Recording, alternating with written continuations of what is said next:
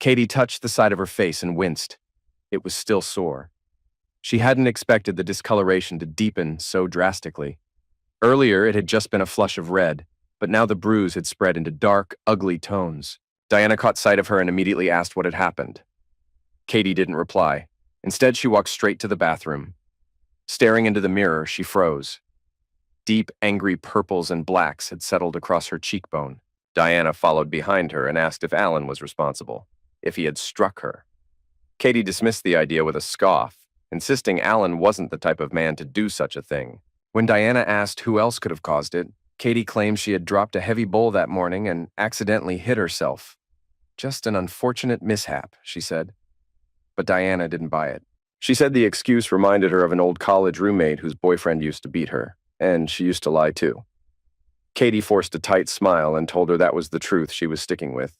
Diana folded her arms and told her firmly that as her best friend, she wouldn't keep quiet if it happened again. Katie replied softly that it wouldn't, things were under control. Later that day, Katie tried to mask the bruise with makeup, but the concealer only made it look worse. People kept glancing at her in passing, their stares a constant reminder. All she wanted was to get home before Al returned. But when she reached the driveway, his SUV was already parked there. Her heart sank. She rushed inside, hoping to slip past him, but Al was already waiting. He embraced her warmly, kissed her, and then paused. His expression changed as he noticed the bruise. He asked what had happened. Katie didn't hesitate. She told him a harmless story, said someone had swung a bathroom door into her face while she was bent down tying her shoe. He winced at the thought, commenting that it looked painful, and offered to get some ice. As he gently pressed the cold pack against her cheek, she let out a slow breath. It was over. Tony was gone. She'd made a terrible mistake, but now, maybe, things could settle back into place. Tonight, she'd remind her husband just how much she loved him. After dinner, while Al relaxed on the couch with a book, Katie slipped upstairs. A few minutes later, she called out softly, asking him for help with something. When he came up, the room was glowing with candlelight. Katie stood in the doorway, wearing the sheer burgundy negligee he had gifted her the previous Valentine's Day.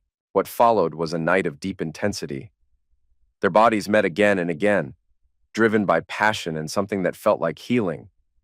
For a little while, wrapped in each other's arms, it was almost possible to believe nothing had ever been broken. Then the phone rang. Al blinked awake, confused. His phone glowed on the nightstand. "Who on earth calls this late?" he muttered, answering. Seconds later, he sat up, alarmed. "I'll be there in 25 minutes. Katie bolted upright. "What happened?"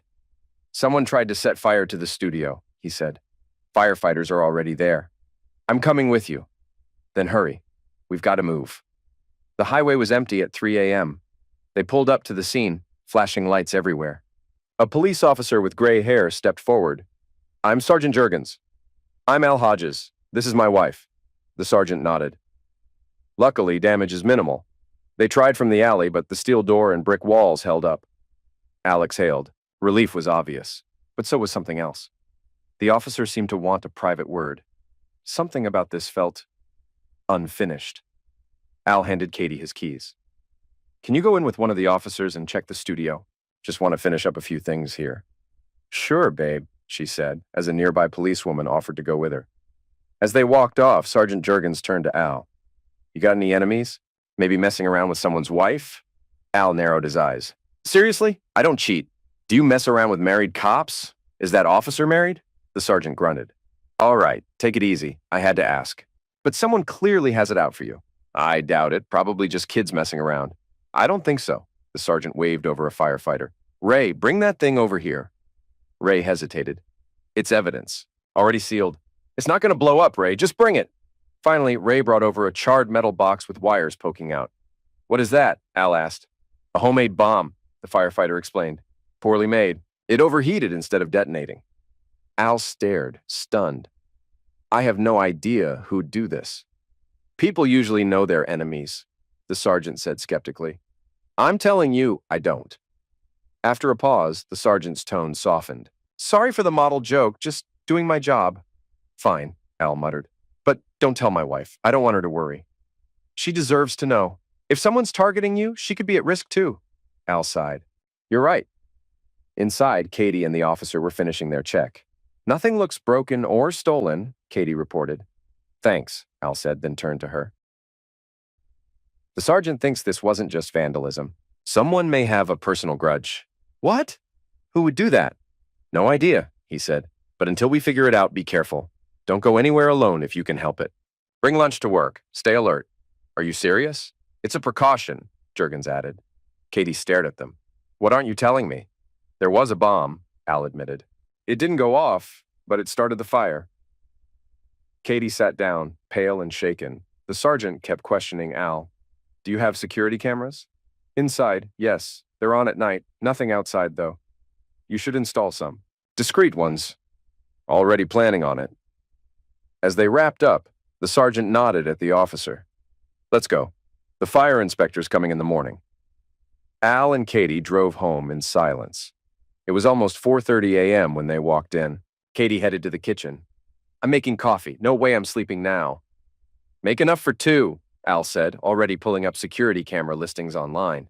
He scanned options: wireless, weatherproof, night vision, easy to install. He found a few that looked promising.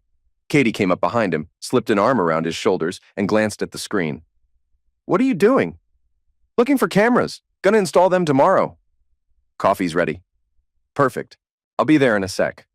She kissed his cheek and walked off. Al followed her into the kitchen and joined her at the table, still wide awake. Katie and Al were laughing over coffee when the bedroom alarm buzzed. Well, Al smirked, time to start the day. Before leaving for the studio, he reminded her, again, to be careful. But by noon, it slipped her mind. She left work early, keys already in hand, and walked to her car. Just as she reached for the door, a man's hand clamped around her wrist and slammed her back against the car. Tony, stop! You're hurting me! She gasped. His other hand covered her mouth. I must have been too subtle yesterday. Get in the car, now. She struggled as he dragged her toward his vehicle, until a voice called out, Katie, you okay? A man had spotted them. Let her go. Tony snarled, Mind your business. But the man sprinted back inside and returned moments later with two others, one in a security uniform. Seeing them, Tony released Katie, jumped into his car, and sped off. The guard approached. Are you all right? Yes, thank you, Katie replied, rubbing her wrist. Tim, the first to react, worked in her building. Who was that guy? No idea, total stranger, she lied. To avoid being alone, she invited Tim to lunch. While they ate, she couldn't stop replaying the scene. Why was Tony acting so insane? They'd only hooked up a few times. Now she had a fresh bruise on her wrist to go with the fading one on her face. Earlier that morning, Al had arrived at the studio with unease. He looked around before unlocking the door. When Michelle came in a few minutes later, he pulled her aside. Did you notice anything weird on your way here? No, she said, but her eyes gave away her nerves. Maybe you should take the day off, Al offered. Still paid. She shook her head. We've got 3 shoots. I'm not going anywhere. He was secretly relieved. He'd need her help today. Just as they were prepping the first set, a man walked in. Al braced himself, but relaxed when the visitor introduced himself. Pat Sorensen, arson unit. Heard about last night. Al nodded. Yeah, someone tried to blow us up. No tried about it. Fortunately, they had no clue what they were doing. Probably pulled a bomb diagram off Google. He studied Al. Any enemies? No one I can think of. We shoot commercial stuff. Not weddings, no walk-ins, mostly agencies. The inspector turned to Michelle. You? None. I'll check around back, see if anything stands out. If you remember anything, even small, write it down. Will do, Al said. That evening at dinner, Katie asked about the fire. Al told her about the inspector and mentioned the security cameras he'd ordered for the outside. Katie, in turn, left out the part about Tony. The next morning, Diana was waiting at the office. Spill it, she demanded. I heard you were attacked yesterday, and don't even try saying it's handled. Katie sighed. Lunch at Plato's. I'll explain everything. She barely got anything done that morning. Holding in the truth was exhausting, and maybe talking would help. At the restaurant, once their orders were placed, Diana leaned in. If Al didn't give you that black eye, someone else did. You're seeing someone, aren't you? Katie exhaled slowly. There was no point lying. Yes, but it's over. I swear. Just promise you'll never tell anyone. You know I wouldn't. Katie hesitated, then finally said it. His name is Tony Belshaw. Audrey introduced us. What kind of friend is she? Diana said, unimpressed.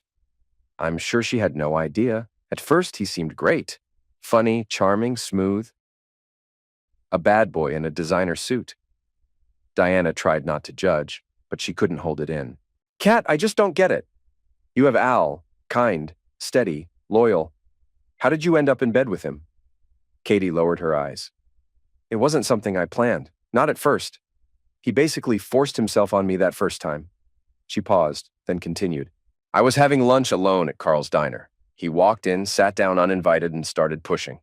I went to the restroom to collect myself, planning to come back and tell him I was married. But when I stepped out, he was waiting. He pinned my wrists above my head and kissed me hard.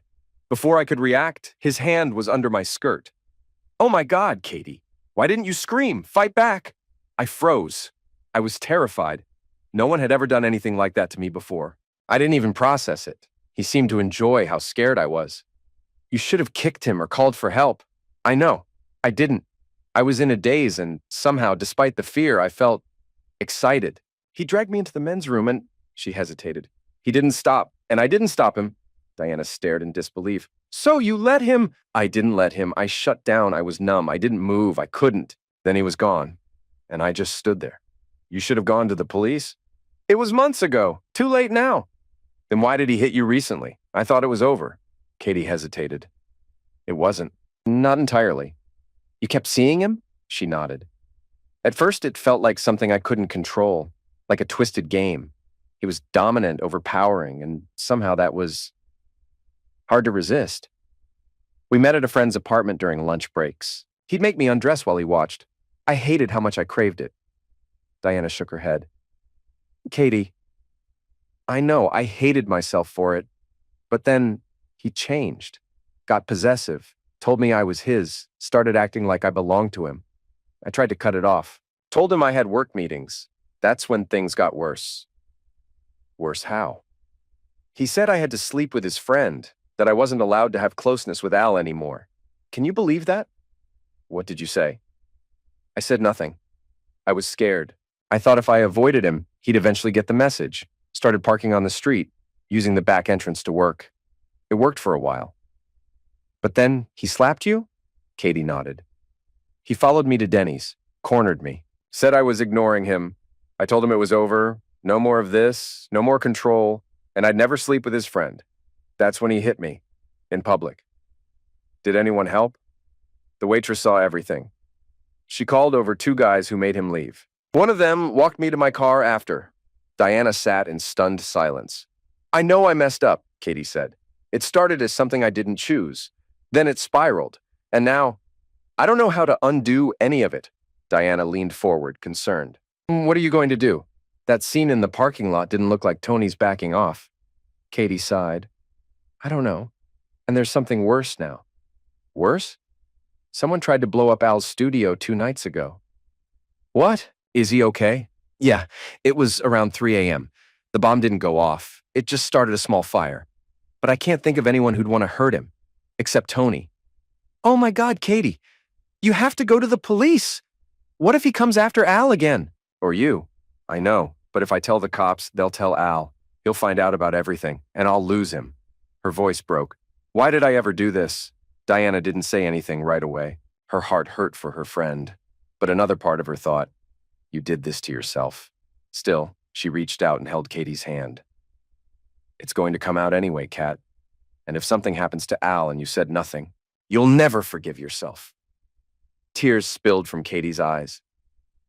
I've never even looked at another man before this, and now I've wrecked everything. I'm terrified. You have to tell him before someone else does. Katie nodded, shaky. I'll tell him tonight. I just don't think our marriage will survive. Diana sighed. You're right. He's going to find out either way.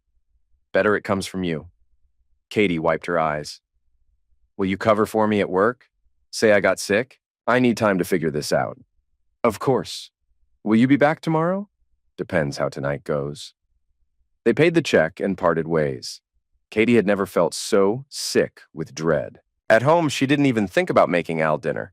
She knew any attempt to soften the blow would feel like a cheap excuse. Cooking wouldn't undo betrayal. She sat alone in silence, wondering how to begin the conversation. Should she be strong? Should she break down? Would strength look like denial? Would tears just seem like guilt? Nothing felt right. She thought of what Al would feel. If he had been the one who cheated, the pain would destroy her. And now she was about to do that to him. She checked her phone. 4 p.m. She didn't want to cook. She didn't want to move. She just wanted to cry. She finally texted, "Hey, love, any updates about the studio?" Surprisingly, Al replied within minutes. "Nothing yet. You okay? Want me to bring home pizza?" "I'm wiped. That sounds great. Need anything from the pharmacy?" "No, thanks. Just feeling off today. Love you. Love you too. Be home by 6. The next morning, Katie showed up at the office. Diana blinked in surprise. "I didn't think I'd see you today," she whispered, pulling Katie aside. "How did it go?" Katie looked down. "I couldn't do it, Dee. I chickened out." Diana just nodded. "All right, follow me." In the quiet of the ladies' room, Diana checked the stalls to make sure they were alone before speaking. "I talked to my daughter last night. She works for a judge. She said you should get a restraining order. It's simple. Download a few forms online, fill them out, and submit them to the county clerk. Once it's in, text that creep and let him know he's legally barred from contacting you or Al. And if you want, mention the firebombing." Katie hesitated. "But I don't know it was Tony." "Come on, Katie, you said Al doesn't have enemies. Who else would do something like that?" Katie nodded. "If I can save my marriage, I swear I'll never so much as look at another man again." That afternoon, Katie told HR she still wasn't feeling well and headed home early. She downloaded the forms, filled them out, and looked up the nearest courthouse. The next morning, she called in sick again and made her way to file the paperwork. At the courthouse, she stood in line, heart pounding, silently repeating the same thought. "Let this work. Please let this work." When it was her turn, she handed over the documents. The clerk glanced at them and directed her to a staff member for processing. A tall man in his 30s opened the gate and gestured her in. "Come on in. I'm Aaron." "What can I help you with?" "I need a restraining order," she said nervously. "There's a man who's been bothering me and my husband." He took the affidavit.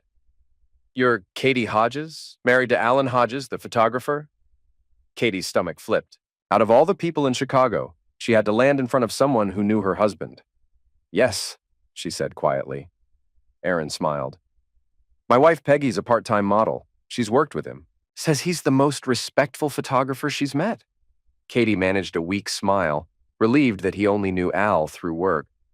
"Sorry," Aaron said. "Didn't mean to get sidetracked. Has this man, Tony, ever touched either of you?" Katie nodded. "He slapped me once. Not hard, but it hurt. I didn't tell Al. I was afraid he'd go after Tony and get in trouble." "Has he tried to confront your husband?" "Followed him." "No, not yet. But I don't want to wait for that." "How do you know this guy?" "He works with a friend of mine. He sat down at our lunch table once and started coming after me. I've refused him, but he keeps pushing." "Does your husband know?" "No. And I'd appreciate it if you didn't mention any of this to your wife. You have my word." He jotted a few notes and handed her a confirmation slip. "This will be filed with the 3rd District Court tomorrow. Tony Belshaw will be legally required to stay at least 30 meters away from both you and Al. If he violates that, call emergency. He'll be arrested for stalking." Katie exhaled, relief washing over her. "Thank you." "Aaron Nelson," he said, smiling. "And if it ever comes up, my wife's Peggy." Katie left the building feeling lighter than she had in days. Now, all that was left was to send Tony the message and make sure he knew exactly what was coming. Katie typed the message with trembling fingers. "I've filed a restraining order. If you come within 30 meters of me, I'll have you arrested. I'm sure your wife won't enjoy bailing you out, so stay away." No reply. She exhaled in relief. "I owe Diana lunch," she thought with a half smile. Diana was already waiting when Katie arrived at work the next morning. "So, did you go through with it?" Katie nodded. "Done, and lunch is on me. Your daughter's invited too, if she's free." "She'd never leave the courthouse for that," Diana joked. "Did you tell him?" "I sent a text. No reply, and hopefully that's the end of it." "I hope you meant what you said about no more men." Katie raised her right hand. "Swear to God." Lesson learned. By the end of the day, with no message from Tony, Katie felt lighter than she had in weeks. She was even humming in the kitchen when Al walked in. "Someone's in a good mood," he teased. She wrapped her arms around him. "Can you blame me? Look who I married," then kissed him long and deep. That night, she made love to him with purpose. Driven by guilt, yes, but also a desperate need to reclaim her place in their marriage. He had no idea, but for Katie, it was redemption. For the next week, she was glowing. Even coworkers noticed how playful and cheerful she'd become. Only Diana knew why. In Katie's mind, Tony was finally behind her, until Tuesday. She was at her desk when her phone buzzed. She waited until she finished her task, then checked the message. A photo. She froze. Katie clutched the phone to her chest and glanced around. Then she bolted to the women's restroom, locked herself in a stall, and sat down, legs barely holding her up. The photo wasn't explicit, but her face was clearly visible, looking at a man in a compromising position. It wasn't Tony. It wasn't anyone she'd ever been with. It was fake, but it looked real, and she knew exactly who sent it. Without thinking, she dialed his number. "My husband's a photographer. He'll know this photo's a fake the moment he sees it." Tony's voice was smug. "I don't know what you're talking about, but we can talk it over tomorrow. Lunch at Plato's." He hung up. Katie stared at the phone, seething. He was playing her, knowing she'd do anything to keep Al from finding out. That night, Al noticed her silence. She blamed work stress, and he didn't press. But sleep was impossible. By morning, she had a plan. Once Al left for work, Katie slipped into the home office and grabbed his voice recorder. She found a blank channel and tested the record function. At work, she told Diana. Her friend wasn't thrilled about being involved, but agreed to help. Katie promised she wouldn't be in danger. By noon, Katie was sitting at Plato's, stomach in knots. The moment Tony's car pulled in, she reached into her bag and hit record. When he swaggered in and sat across from her, she felt her skin crawl. "You really are disgusting," she muttered. He just smiled. "Give me your purse," he said. "What? Why?" "Give it to me or this meeting ends, and your husband gets an email with those pictures tonight." She hesitated, then slowly slid the purse across the table. Her phone was right on top, screen still showing the recorder was active. Tony's grin widened. He picked it up and pressed stop. He knew he had the upper hand. Again. Katie lowered her head like a kid caught red-handed. "You really thought I'd fall for a recording trick?"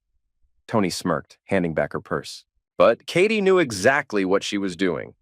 Thanks to all the crime dramas Al loved, she'd learned that if someone thinks they've found what they're looking for, they stop searching. That's why she gave him the obvious decoy and kept the real trap hidden. "That photo won't work," she said calmly. "Al's a photographer. He'll see it's fake in seconds." "I doubt it," Tony replied. "I paid a pro. Said no one could disprove it, not even under a microscope." The waitress arrived. Katie ordered a salad. Tony, just coffee. When she walked away, Katie leaned in. "I'm not your toy, Tony." "Then enjoy being single," he said, smirking. "Brian." "Who?" "The guy whose apartment we used. He's ready to swear to your little love sessions. I even told him things you like in bed. Between his word and the pic, your husband's going to believe every bit of it." Katie's stomach dropped. "Oh, and Brian's excited to meet you," Tony added. "We've discussed a threesome. Who knows? I might even offer your services to a few clients, restraining order or not." Katie's face went pale, tears forming fast. "Be at the apartment tomorrow at noon," he said as he stood. "Or Brian sends everything to your husband. Photo, details, all of it." She nodded silently, stunned. "One more thing." He leaned in close. "I want that restraining order gone by this afternoon." Then he left. Katie stared out the window, trembling. "What a monster," Diana muttered as she sat down beside her. "You get it?" she asked. "Oh yeah," Katie replied, pulling out the real recorder.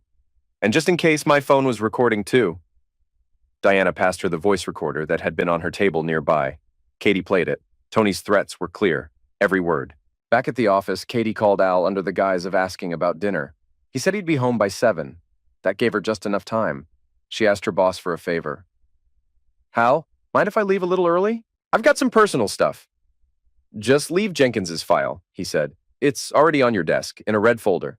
He checked, nodded. "Okay, all good."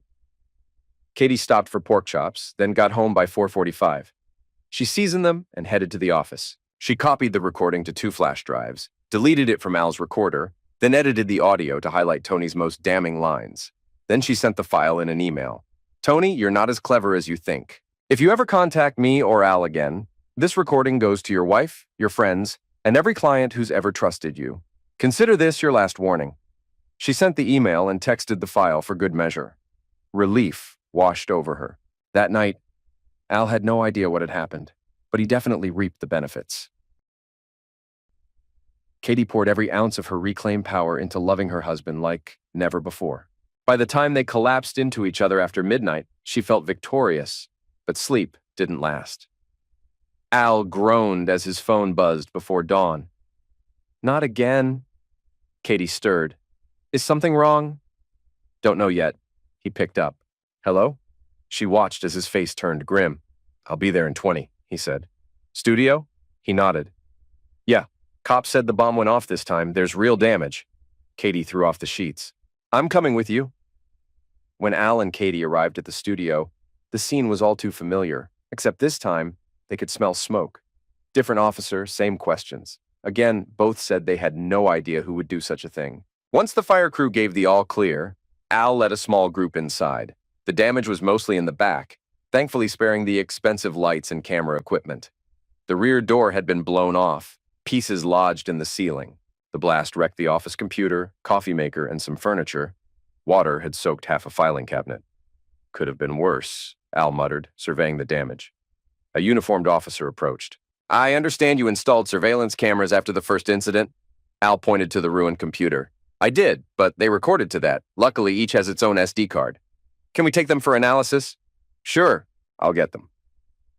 By the time Al and Katie returned home, it was nearly 7 a.m. Al showered, had coffee, and went straight back to the studio.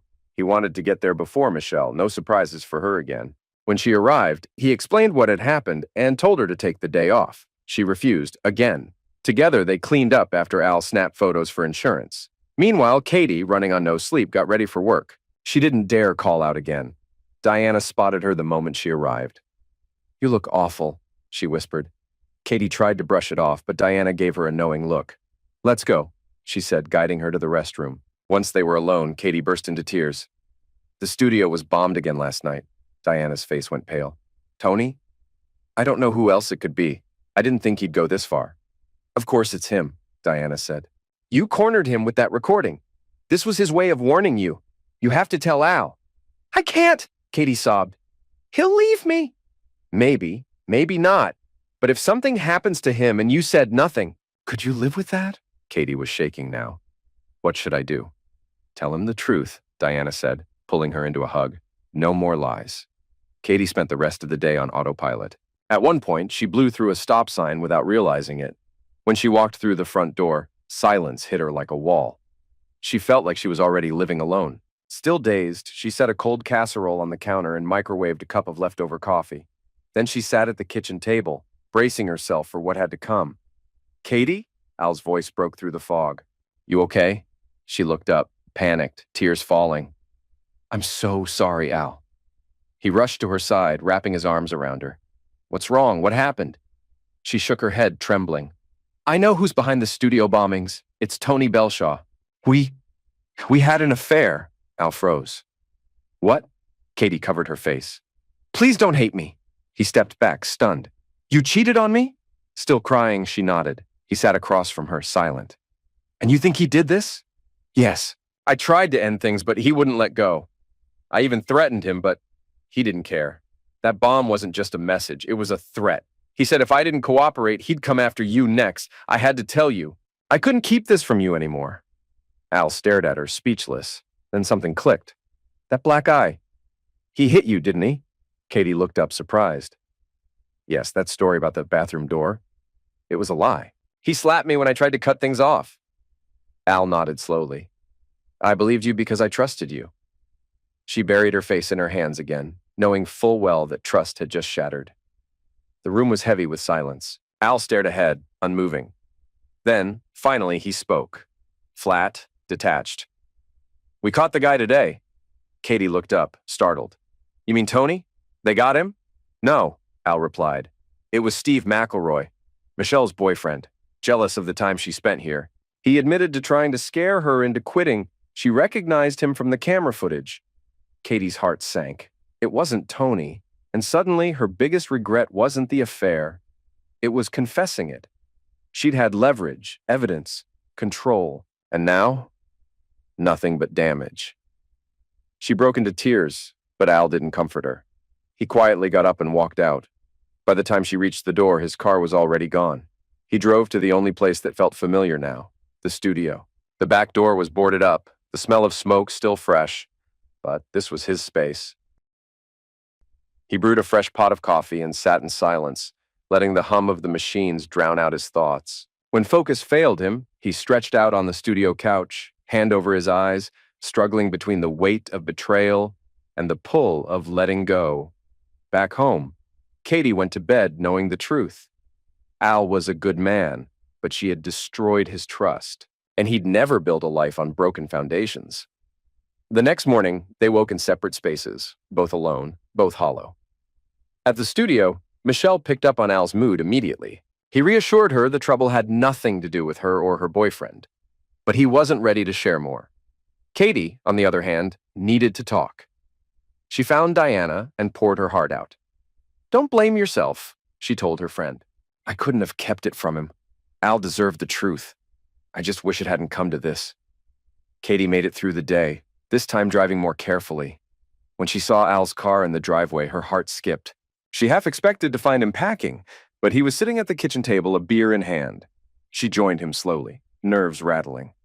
"We need to talk," he said. "I know," she whispered. She microwaved the last of her morning coffee, trying to steady her hands.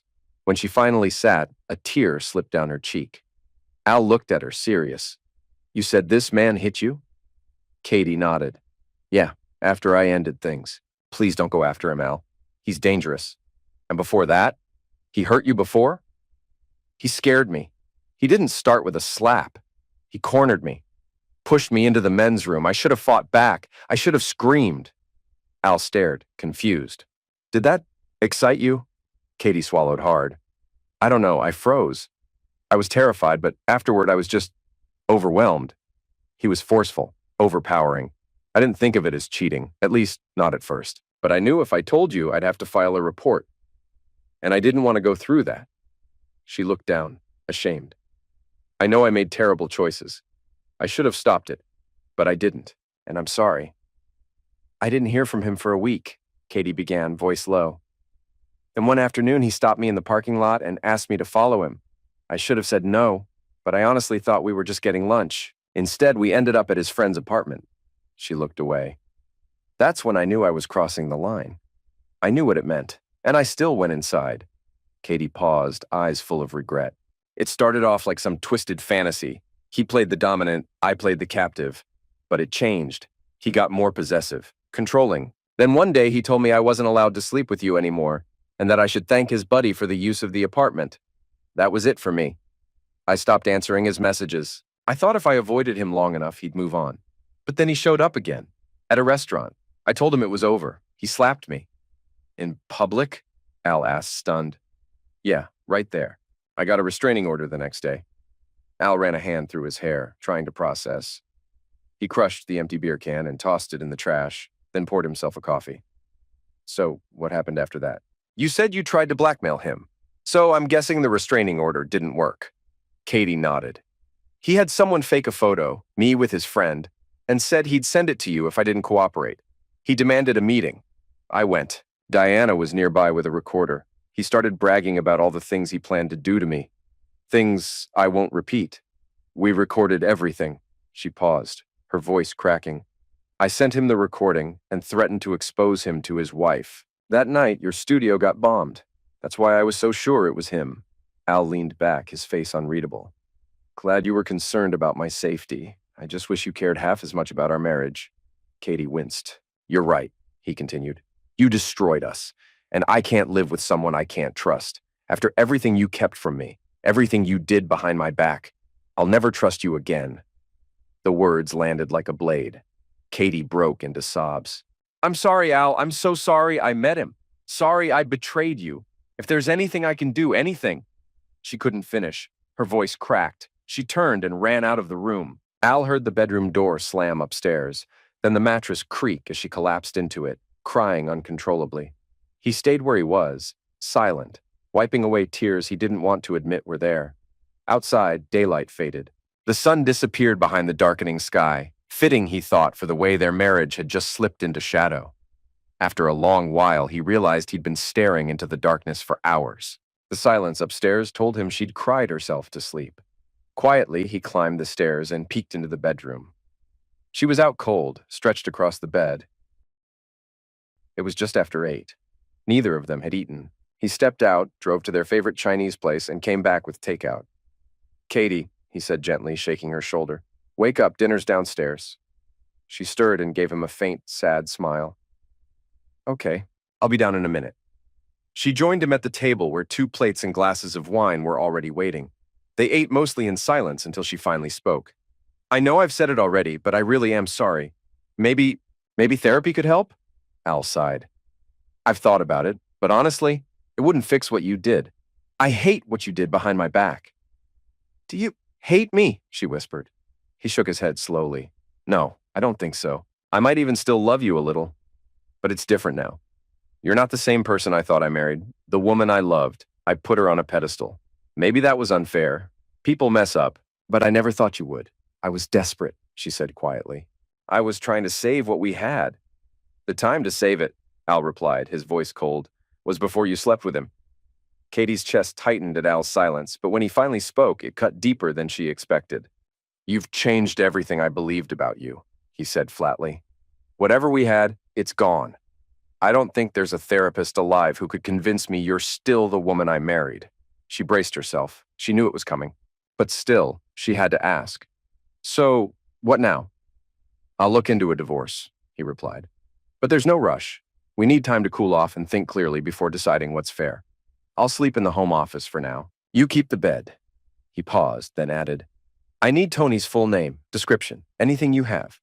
I also want to hear that recording." Katie's face paled. "Please don't get involved with him, Al. He's not stable. Just let it go. He dragged you into a bathroom and attacked you. Then he hit you. I'm not letting that go," he said firmly. "And if he's as dangerous as you claim, I need to protect myself too. Al, please. That recording will only make you furious." "I'm already furious," he snapped. "Give me a description and the tape." She sighed, knowing she couldn't stop him. "He's around your height and build. Black hair, mustache. No visible tattoos or scars. And the file? Upstairs, I'll get it." Katie returned a moment later with the flash drive, hesitating as she handed it to him. "Please, don't listen. This the only copy?" She nodded. "I'll make backups," he said, and walked straight to his office, shutting the door behind him. Al slipped on headphones and hit play. By the end of the recording, he was drenched in adrenaline, fists clenched. He now understood why Katie had begged him not to listen. The next day, Al was distant at work. Michelle, still anxious about her connection to the man arrested for the bombing, finally asked outright, "Are you planning to fire me?" "What? No," Al said, surprised. "Why would you think that?" "Because Steve was my boyfriend." "That's not your fault. I'd never blame you. You've been a huge help to me here. Your job's safe." As they spoke, an idea formed in Al's mind. "Michelle, do you know any way to find someone's address if you only have a name and phone number?" She shrugged. "White pages? Or maybe a private investigator?" "Sorry, I don't know much about that." Al wasn't sure about hiring a PI, but he did remember one cop who might help. Sergeant Juergens from the original bombing investigation. He found the number for the 16th Division and called. "Hey, 16th Division," came a voice over the phone.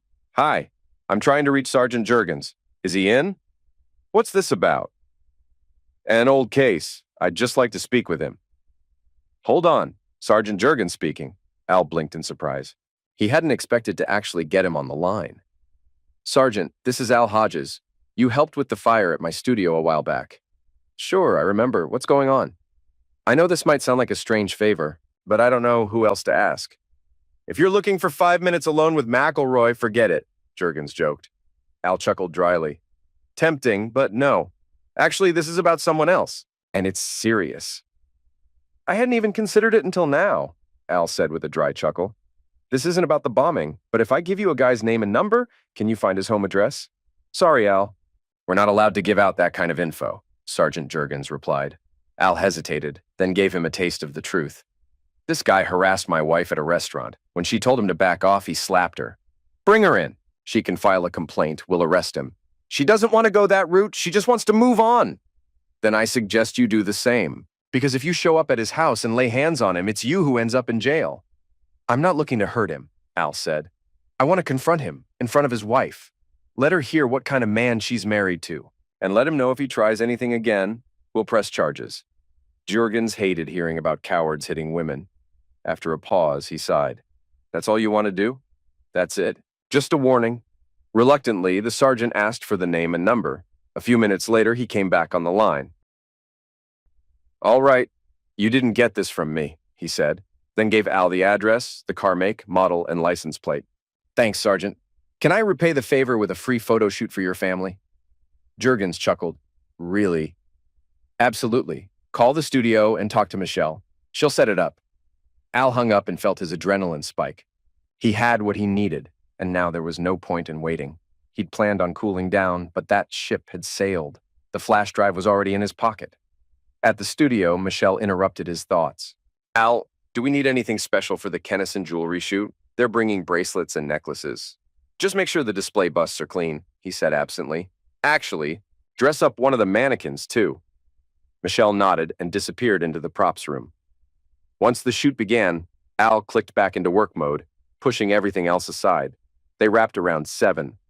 As the clients left, Michelle lingered. Want me to stay and help you download the files? No, it can wait till tomorrow. I've got something I need to take care of tonight. Tony Belshaw's house was easy to find, modest on the city's edge. 2 cars in the driveway, one matched the sergeant's description. Al double-checked the flash drive in his pocket, climbed the steps, and rang the doorbell. He intended to confront Tony civilly in front of his family, but when the man himself opened the door, all bets were off. Al shoved his way inside and knocked him to the floor with a clean right hook. Tony's wife ran into the room just as Al landed another punch. Her husband slumped to the carpet, unconscious. "Tony!" she cried, cradling his head in shock. Moments later, a young boy, maybe 12, rushed in and froze, staring at his father, then at Al. "Ma'am," Al said coldly, "your husband forced himself on my wife in a restaurant bathroom. When she tried to cut him off, he slapped her and pressured her into more. Then he tried to blackmail her into being involved with another man. If you don't believe me," he tossed the flash drive onto the couch, "listen to this." The woman stared at the device like it was poison. "That's not possible," the boy shouted. "My dad would never do that." "There's proof on that drive," Al said. "Just plug it in. You'll hear him in his own words." "I'm calling the cops," the kid warned. "Go ahead," Al said calmly. "I've got a witness and a recording. If charges are pressed, my wife's ready to testify, and your dad won't be coming home anytime soon." He turned to the boy's mother. "When he wakes up, tell him this. If he comes near my wife or me again, I will take it to court, and he'll spend the next 20 years behind bars." Al walked out without another word. As he drove, a tremble ran through him. He pulled into a parking lot, killed the engine, and leaned back in his seat, eyes closed, trying to steady his breath. The adrenaline was fading, replaced by something heavier, regret. He'd been in fights as a kid, but they were always self-defense. This time, he'd gone looking for it, and worse, he'd done it in front of the guy's family. The wife deserved the truth, sure. But the kid, that wasn't fair. Looking around, Al realized he'd stopped outside a bar. He rarely drank alone, but maybe tonight a cold beer was what he needed. Inside, he found a quiet stool and ordered a light draft. He was barely 2 sips in when his phone buzzed. 3 messages from Katie. He hadn't even noticed the first 2. "Are you okay? You haven't responded." "I'm starting to worry." He replied, "I'm fine, home in an hour." He still had time to think it over, but it didn't make him feel better. The bartender noticed. "You look like someone shot your dog." Al gave a weak smile. "No, I just punched a guy in front of his kid." The bartender raised a brow. "Feel bad about it?" "Guy deserved it. No question. But doing it in front of his son, I don't know." The bartender nodded. "When I was a kid, I thought my dad was a hero. Then one day I came home and found him smothering my mom with a pillow while hitting her. Changed everything. She stayed for my sake, thinking I needed a father. After I found out, I pushed her to leave. She married a better man 2 years later. It hurt, sure, but the truth saved us. Maybe that kid you're worried about will grow up stronger for it." He left Al to think. Whether the story was true or not, it helped. Al finished his drink, left a 20 on the bar, and waved goodbye. Katie was on the couch when he walked in. "Where were you?" she asked, panicked. "I called the studio at 7 and they said you were gone. Please tell me you didn't go after Tony." Al dropped his keys. "Why do you care so much about Tony? I thought you were done with him." "I care about you, Al." "I can take care of myself," he muttered. She sighed. Did you eat? No? We have stuffed pork chops. I'll heat one up. As he sat at the table, she noticed his hand, red and swollen. I knew it, she said softly, gently reaching for it. Should I expect the cops? Maybe, he admitted. The next few days, they barely spoke. They coexisted like strangers waiting for the fallout. Then on Friday evening, Katie's phone buzzed with an unfamiliar number. She stared at it. I don't know this number. I'll let it go to voicemail. No, Al said. Answer it. Put it on speaker. What if it's him calling from another phone? Katie answered cautiously. Hello? Is this Katie Hodges? A woman asked. Yes. It took me a few days to find you. I'm Tony's wife. Katie froze. She hadn't expected this, had no idea how to respond. I'm not looking for an apology, the woman continued. I just want the truth. My husband says you came on to him, that he gave in after too much wine. But that recording your husband gave me, it paints a very different picture. It sounded like Tony was threatening and forcing you. That's not the man I thought I married, but the voice on that recording doesn't lie. So now, I want your side before I throw his sorry A out of my house. Katie didn't hold back. She told Mrs. Belshaw everything. How Tony first cornered her and forced her into the men's room, how he stalked her in a parking lot and later ambushed her at a restaurant. By the time she explained the fake photo and who was in it, Tony's wife no longer questioned the truth. That guy in the photo, does he live in Southport? She asked. Yes, Katie said. Tony called him Brian. Your husband has a key to his place. It's on his key ring. Good, she replied, her voice steady. Because after I change the locks, that apartment's probably where he'll end up. If you want it, it's yours. Then she hung up. Katie sat in silence, her face flushed with shame. Al had heard the whole call. Well, he said calmly. Looks like my visit wasn't for nothing, and no mention of the police. You got lucky, Katie said quietly. I don't feel lucky. Not in the slightest. I didn't mean it like that. Just, if he ever tries to contact me again, I'll tell you. He nodded. Good. In the next few days, I want you to make a list of what you'd like from the divorce. Let's talk Sunday. If it sounds fair, I'll meet with a lawyer next week. You should find your own too, just to be safe. She looked at him, her voice trembling. Al, I know I messed up bad.